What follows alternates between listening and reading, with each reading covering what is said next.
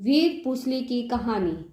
एक गांव में एक किसान निवास करता था। उसके 7 पुत्र और एक पुत्री शीला थी। सभी सातों भाइयों और बहनों की शादी हो चुकी थी। छोटे भाई वो गरीब था। वहीं बड़े 6 भाई अपने वचनों का पालन नहीं करते थे। उन्होंने अपने छोटे भाई को अलग कर दिया। शीला अपने छोटे भाई के साथ गरीबी में रह रही थी, जिसकी वजह से वह गरीबी से थक चुकी थी। बड़े भाइयों ने धोखा देकर धन कमाया, जबकि छोटे भाई मेहनती तरीके से काम कर अपना जीवन गुजार रहा था। इसके बावजूद शीला अपने छोटे भाई की मदद करने के लिए उनके बड़े भाइयों के पास जाती और भाभीियों से काम मांगती, और भाभीियाँ उनको मवेशी चराने का काम देती थी। उनका मानना था कि उनके पास काम नहीं है, इसीलिए वह उन्हें गौ माता के साथ काम करने की सलाह देते थे। शाम के समय वह उनके पास जाती और जितना कुछ भी मिलता वह खा लेती। एक दिन जब वह मवेशी चरा रही थी, वह देखती है कि कुछ महिलाएं व्रत कर रही है। वह उनसे पूछती है कि यह व्रत किसका है। एक महिला उत्तर देती है कि आज वीर पुसली है, भाइयों की बहन व्रत करती है।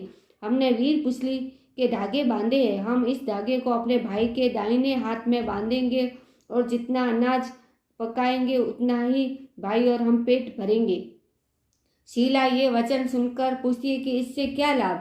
तो महिलाएं सुहागिन लड़कियां कहती है कि इससे उनके भाई का पूरा साल सुख शांति से व्यतीत होता है। शीला को यह सुनकर बड़ी उत्सुकता होती है और उसने भी एक धागा लिया और धन्यवाद दिया।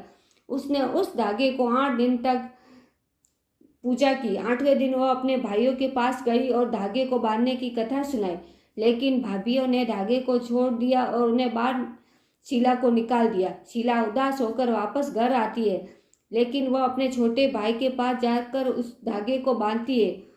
उनके छोटे भाई के पास ननद के लिए एक मुद्रा और मिट्टी के गोले होते हैं, जिन्हें वह भाभीियों के साथ बांधने के लिए लेती है।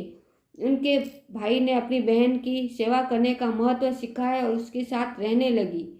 इसी समय उनके बड़े भाइयों के गांव में अकाल पड़ गया और वह काम की तलाश में निकल पड़े। तब भाइयों और उनकी पत्नियों को बगीचे में काम करने के लगा दिया, जबकि शीला ने छोटे भाई और भाभी और माता पिता की देखभाल की। एक दिन शीला ने सभी भाइयों को खाने पर बुलाया।